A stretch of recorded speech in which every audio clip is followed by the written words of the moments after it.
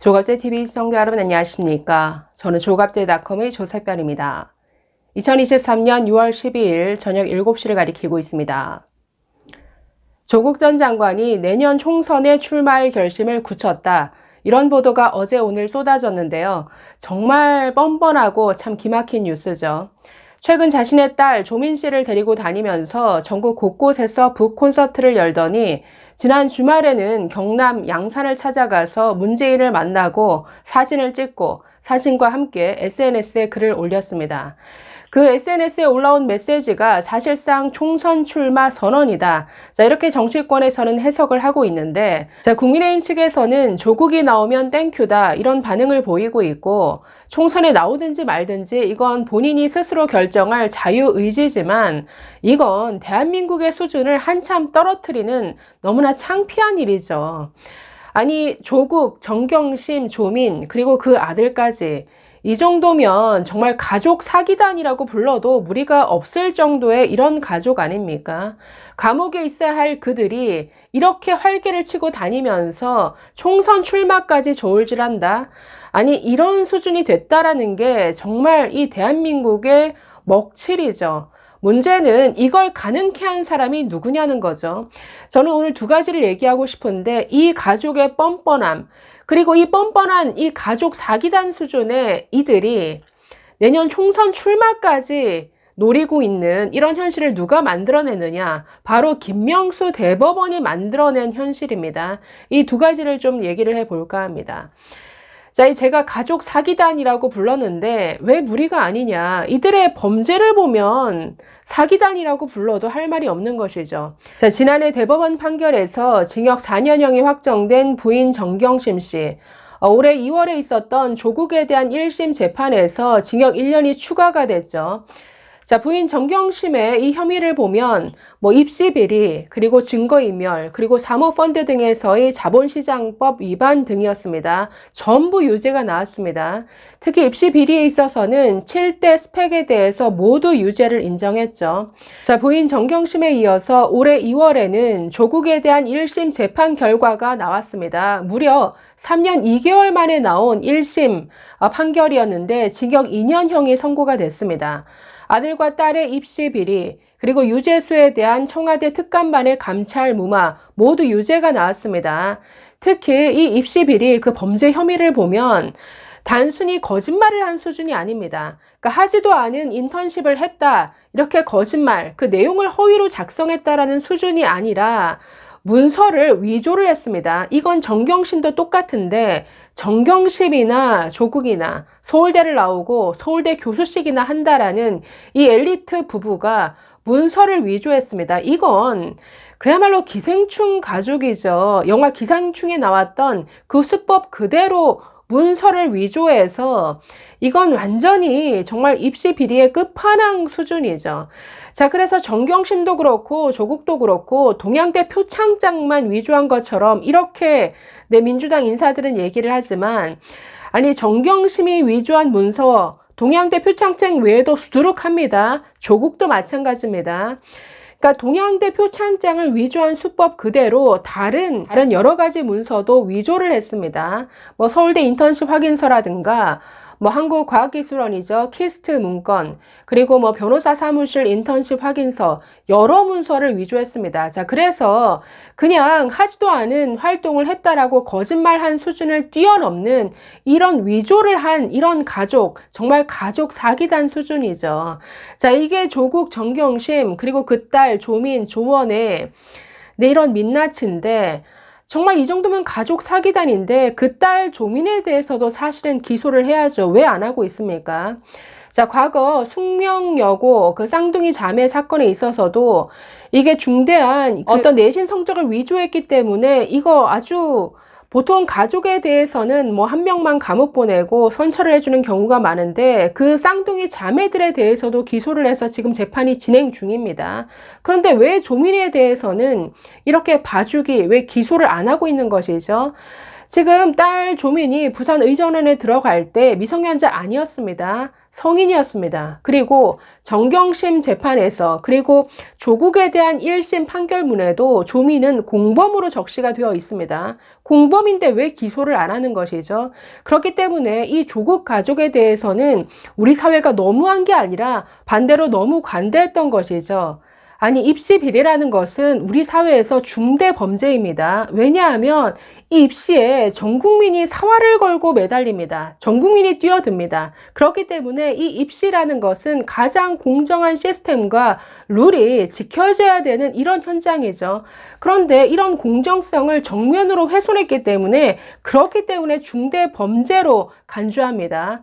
그런데 이런 자가, 이런 가족이 아직도 이렇게 감옥에 있어야 할 그들이 아직도 활개치고 다니면서 내년 총선 출마까지 저울질한다. 정말 창피한 일이 아닐 수 없습니다. 자, 그럼 누가 이걸 가능하게 만들었느냐?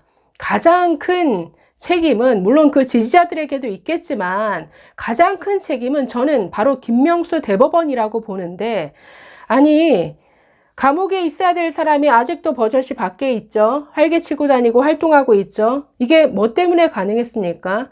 재판을 3년씩이나 지연을 했습니다.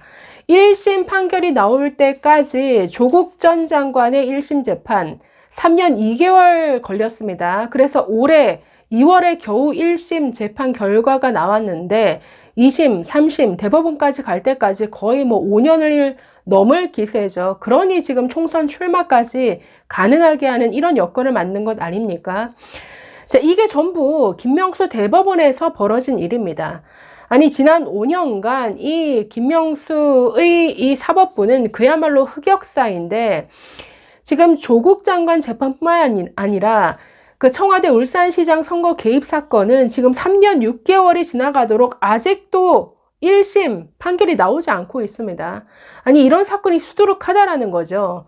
자, 그런데 반대로 반대 진영, 전 청와대 감찰반원 출신 김태우 강서구청장에 대해서는 속전속결로 재판 진행해서 지난 대법원 판결에서 유죄를 때렸죠. 그래서 구청장직을 잃게 만들었습니다. 이게 김명수 사법부입니다. 자, 지금 대법원의 그 대법관 교체가 시작이 됐습니다. 그 윤석열 대통령 임기 안에 총 13명의 대법관이 교체가 되는데 정말 이 교체를 통해서 확실하게 물갈이가 돼야 되죠. 이 김명수의 그 흑역사, 자, 조선일보 사설을 통해서 이 내용을 좀 정리를 해보겠습니다. 자, 제목을 보시면 김명수 대법원 교체 시작, 사법부 흑역사 끝내야 한다. 자, 이런 제목입니다. 중간부터 한번 읽어보도록 하겠습니다. 김명수 사법부 6년은 사법의 흑역사라고 해도 과언이 아니다. 김 대법원장은 자신이 회장을 지낸 진보 성향 판사 모임인 우리법, 인권법 출신 판사들을 요직에 앉히고 권력비리 재판에서 정권 측에 불리하게 판결한 판사들은 한직으로 보냈다.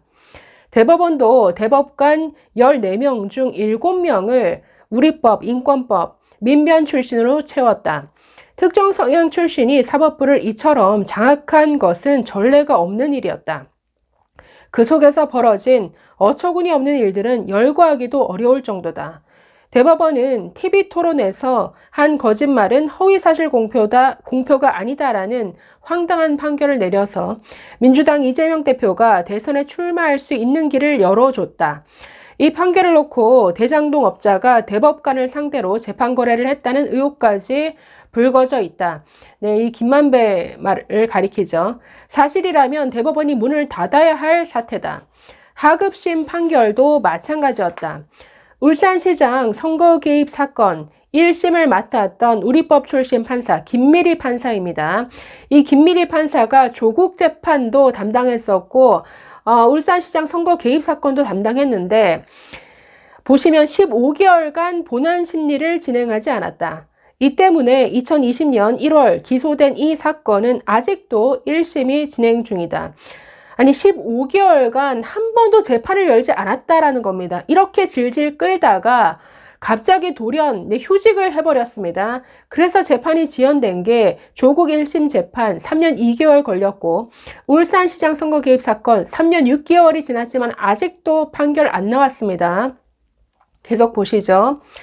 민주당 출신의 무소속 윤미향 의원이 위안부 피해 할머니들의 후원금을 빼돌린 혐의로 기소된 사건은 면죄부성 1심 판결이 나오기까지 2년 5개월이 걸렸다. 조국 전 장관에게 징역 2년을 선고한 1심 판결도 3년 2개월 걸렸다. 판사가 정권 편에 서지 않았다면 이럴 수 있는가? 김 대법원장 스스로도 지난 정권 때 민주당이 탄핵 대상으로 지목한 후배 판사의 사표 수리를 거부했다. 아니, 사표 내겠다라고 했는데 그걸 거부하면서 결국 민주당에 의해서 국회에서 탄핵을 당하도록 만들어버렸습니다. 그래 놓고서는 거짓말을 했죠.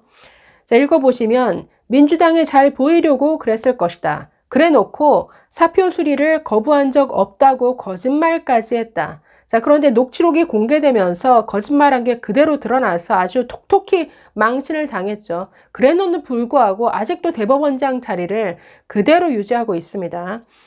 그의 측근 판사들은 법복을 벗자마자 청와대 비서관이 됐고, 전임 사법부에 사법농단을 고발했다는 판사들은 민주당 공천을 받아 국회의원이 됐다. 겉으로는 사법개혁을 내세우면서 뒤로는 사법부 독립을 짓밟은 것이었다. 사법행정도 엉망이었다. 김 대법원장 재임 5년간 전국 법원에서 1심 판결이 나오지 않은 장기 미제 사건이 민사소송은 3배, 형사소송은 2배로 늘었다. 그가 고법 부장판사 승진제를 폐지하고 판사들이 법원장을 투표로 뽑는 법원장 후보 추천대를 도입하면서 판사들이 열심히 일해야 할 이유가 사라진 탓이 크다.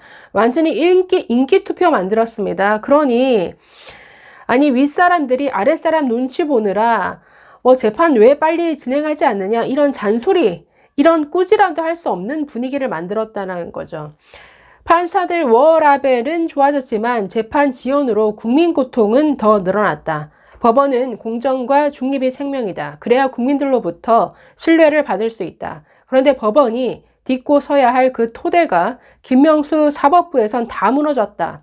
이번 대법관 인사가 신뢰를 잃은 사법부를 정상화시키는 계기가 돼야 된다. 정말 비정상이었습니다. 비정상의 사법부 때문에 이렇게 정말 사기꾼 수준의 조국이 총선에 나오는 이런 어처구니 없는 일까지 벌어져야 한다는 것이죠. 이런 사법부의 흑역사, 이번 윤정부 임기 내어서 정상화되고 좀 바뀌기를 바라봅니다. 감사합니다.